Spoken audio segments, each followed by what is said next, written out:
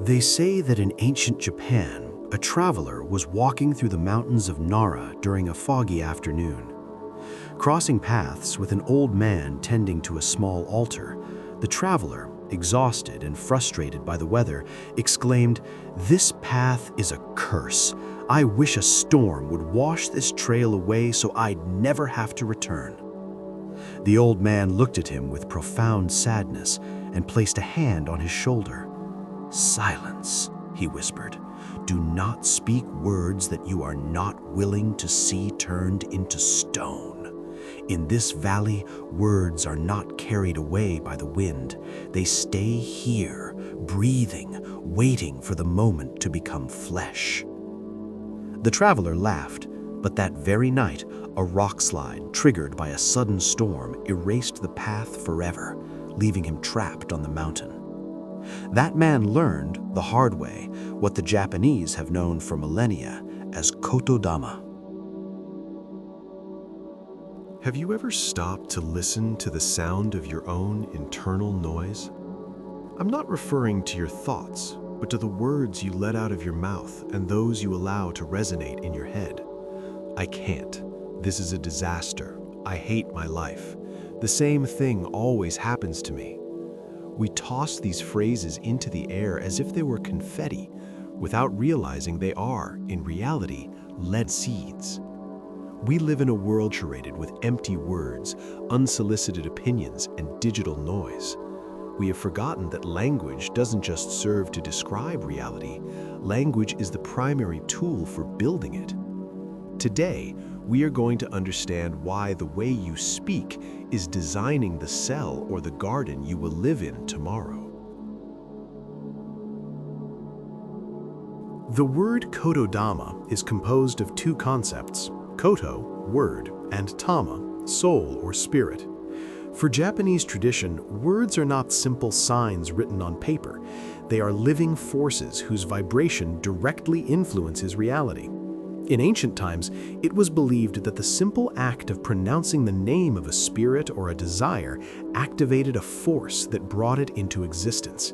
This is why in Shinto rituals, intonation is as important as the message itself. It's not just what you say, it's the energy you send within the message. Translate this to your current life. How many times have you invoked your own failure simply through the lightness of your tongue? Kotodama tells us that the universe is a resonance chamber. If you strike the wall of your life with words of lack, the echo you receive will inevitably be one of lack. It's not magic, it's an architecture of consciousness. Your words are the blueprints of your reality. If the blueprints are full of errors and doubts, the structure of your life will never be solid. You might think this is just ancient mysticism, but modern neuroscience has discovered that the brain does not distinguish well between an external threat and a poison word spoken by ourselves. When you say, "I'm finished," your limbic system reacts by releasing cortisol, the stress hormone, as if you were actually facing a predator. Your words are commands for your biology. If you constantly repeat that you are tired, your brain will send signals to your muscles to relax and to your endocrine system to lower your energy. The Japanese understood this millennia ago.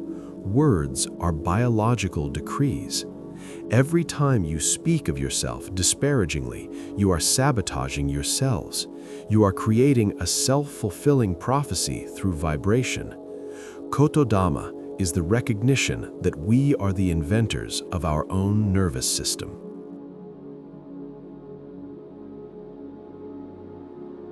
Think of a social gathering or an office environment. What is the air filled with? Gossip, complaints about the boss, criticism of the neighbor, cynicism about the future? We think complaining is a form of venting, but in reality, it is a form of poisoning. Kotodama teaches us that when you speak ill of someone, you aren't just firing an arrow at that person, you are letting the poison of that word pass through your own throat first. Complaining is an investment of energy in what you don't want. It's like watering the weeds in your garden and expecting flowers to grow. In Japan, there is a sacred respect for the sound environment. It is thought that a word of hate can remain suspended in a room long after it has been spoken, affecting whoever enters next. What kind of atmosphere are you creating in your home? Do your words invite calm, or are they like small cuts that damage the peace of those you love? Learning Kotodama is learning to tend to your own environment. It is understanding that your mouth is a fountain. It can provide clear water, or it can provide mud. The choice is yours, but remember that you are the first one who has to drink from that fountain. How do you define yourself? I'm a mess with money. I'm an anxious person. I'm bad at relationships. Every time you define yourself with a negative I am, you are fixing another piece of that idea into yourself. You are giving life to a rigid identity that could otherwise remain flexible. In the tradition of Kotodama, the name is the essence. If you label your anxiety as my anxiety, you are giving it a permanent home in your soul. You are giving it permission to stay. What would happen if you changed the label? Instead of saying, I am anxious, say, I feel agitation in this moment. The word feel is temporary, fluid, and transient.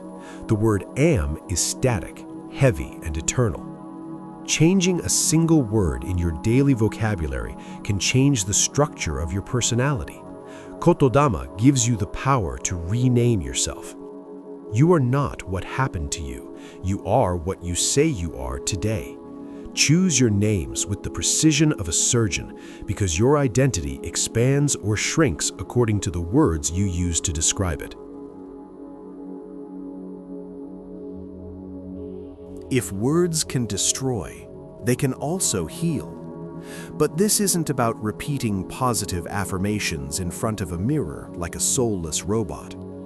Kotodama requires intention and truth. For the Japanese, a word only has power if it is born from an honest heart.